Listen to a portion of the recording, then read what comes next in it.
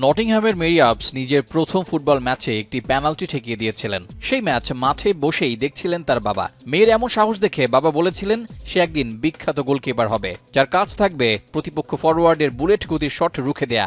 বাবার কথায় সেদিন থেকেই গোলকিপার হওয়ার স্বপ্ন দেখতে শুরু করেন মেয়েদের ফুটবলে সুপার ব্র্যান্ড খ্যাত মেরি আপস। ফুটবলে মেরি আপসকে বলা হয় দ্য কুইন অব স্টপস। একবার তো তাকে নিয়ে বলতে গিয়ে ইংল্যান্ড জাতীয় দলের সতীর্থ ফুটবলার অ্যালেন হোয়াইট বলেন, মেরি গোলকিপিংটাই বদলে দিয়েছে, তবে নিজে যেমন ছিল ঠিক তেমনটাই আছে। মেয়েদের ফুটবলে গোলকিপার হিসেবে সবচেয়ে বেশি বেতন পাওয়া ফুটবলার মেরি, তবে এই সফলতা একদিনে আসেনি, তাকে করতে হয়েছে জীবনের সাথে যুদ্ধ। 2011 সালে 17 বছর বয়সে ডনকাস্টার বিলসের হয়ে সিনিয়র দলে অভিষেক হয় তার। নন প্রফেশনাল উমেন সুপার লিগে সে সময় এক ম্যাচের জন্য আপস পেতেন মোটে 25 ইউরো।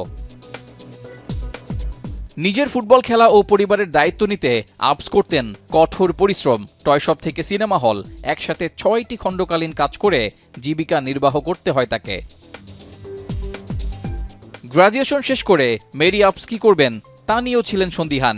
একসময় নিয়মিত চাকরিতে ঢুকতে চাইলেও শেষমেশ ফুটবলটাকেই বেছে নেন। এরপর আর পেছনে ফিরে তাকাতে হয়নি তাকে। 2020 সালে বড় ধাক্কা আসে মেরি আপসের জীবনে। হঠাৎ করেই জাতীয় দল থেকে বাদ পড়েন তিনি। তবে 2021 সালে নতুন কোচ সারিনা উইগম্যান এসে তার উপর আস্থা রাখেন, যে আস্থার প্রতিদান দিতে ভুল করেননি মেরি আপস। 2023 বিশ্বকাপের আগে নাইকের বিপক্ষে চ্যালেঞ্জ ছুড়ে দেন মেরি আপস। বিশ্বকাপে সবার জার্সি বাজারে আনলেও গোলরক্ষকের জার্সি আনতে অপারগতা জানায় কোম্পানিটি। তবে আপসের প্রতিবাদে লাখো মানুষ তার পক্ষে পিটিশনে সই করে এবং শেষমেশ নাইকি বাজারে তার জার্সি আনতে বাধ্য হয়। 2022 সালে ইংল্যান্ডকে ইউরো জেতাতে ভূমিকা রাখেন মেরি আপস। এরপর দুর্দান্ত নৈপুণ্যের স্বীকৃতি হিসেবে টানা দুবার ফিফার বর্ষসেরা ফুটবলার হন তিনি। 2023 BBC personality of the year নির্বাচিত হন মেরি আপস। গত মে মাসে জাতীয় দল থেকে অবসর নিয়েছেন তিনি। ভক্তরা অবশ্য এমন সিদ্ধান্তে খুশি না থাকারই কথা, কারণ তার এখনও দেশকে দেয়ার ছিল অনেক কিছু।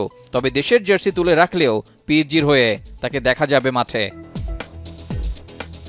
মেরি আপস স্বপ্ন দেখেছেন, ভেঙে পড়ে বারবার উঠে দাঁড়িয়েছেন, শেষ পর্যন্ত নিজের বিশ্বাস নিয়ে বিশ্বকে জয় করেছেন। মেরি আপস একজন গোলকিপার নন, তিনি সাহস, আত্মবিশ্বাস ও পরিবর্তনের প্রতীক। রেজাউল করিম, এখন।